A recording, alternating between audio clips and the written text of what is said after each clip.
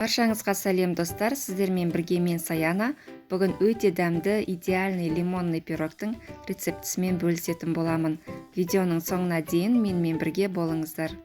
Ең алдымен әдеттегідей қамырын жасаймыз. Ол үшін електен өткен ұнымызға жұмсақ сары майымызды қосып, қолымыздың көмегімен араластырып, үгінді жасап аламыз. Одан кейін қамыр қопсытқышымызды және қант ұнтағын қосып, араластырып аламыз.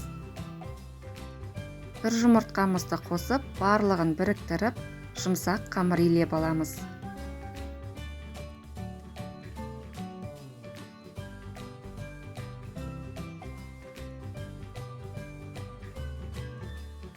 Дайын болған қамырымызды жауып, салмасы дайын болғанша тоңазытқышқа қоя тұрамыз. Салмасын жасау үшін бізге 1 апельсин және 2 лимон қажет болады. Лимонның да, апельсиннің да сыртын жақсылап тазалап аламыз. Пирогымызға кез келген лимонды пайдалансаңыз болады, бірақ мен ташкентский лимон деген түрін пайдаландым. Дәл осы сортты пайдалансаңыз, пирогыңыз өте дәмді болып шығады. Бұның да сыртын жақсылап тазалап аламыз. Сыртын тазалап болғаннан кейін апельсинімізді да, лимонымызды бөлшектерге бөліп, ортасындағы сүйектерден міндетті түрде тазалап аламыз. Және сотейникке салып, үстіне осылай 1 стакан суды құйып, отқа қоямыз. Қайнағаннан кейін астын басып, 5-6 минут шамасында қайнатып аламыз. Және қайнатылған суымызды төгіп, блендердің көмегімен біркелкі масса болғанша жақсылап блендерлап аламыз.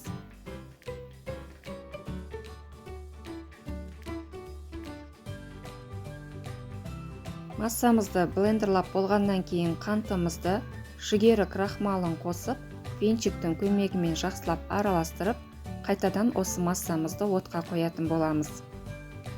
Ортадан сәл төменде отқа қойып, кәдімгі заварной крем жасаған ұқсап араластырып отырамыз үздіксіз, және осылай қоюланған кезде оттан алып, басқа ыдысқа салып, біз осы массамызды сәл суытуымыз қажет.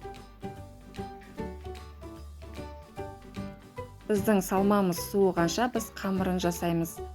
Қамырымызды бірі үлкендеу, бірі кішірек қып бөліп аламыз. Аласа болатын осындай тартқа арналған форманы қолданамын.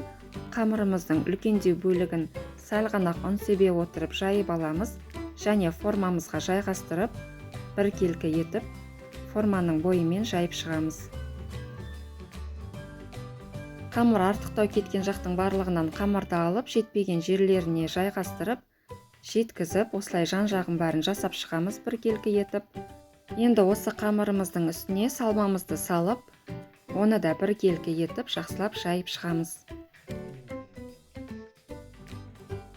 Салмамызды бір шетке қоя тұрамыз формасымен. Енді оның үстіне біз торкөз, яғни сетка жасайтын боламыз қалған қамырымыздан.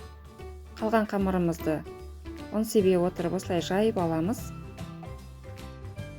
Және осы жайып алған қамырымызды осындай жіңішке жолақтарға кесіп шығамыз. Енді осы жолақтарды алып, салмамыздың бетіне торкөздер жасап шығамыз видеодағыдай.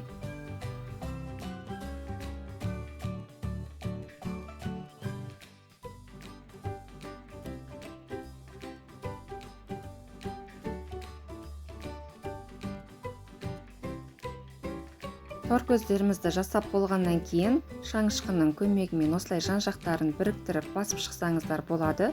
Шет-шеті көтеріліп кетпес үшін енді 180 градус қызып тұрған пеште 30 минут пісіріп аламыз. Біздің пирогымыз осылай піседі.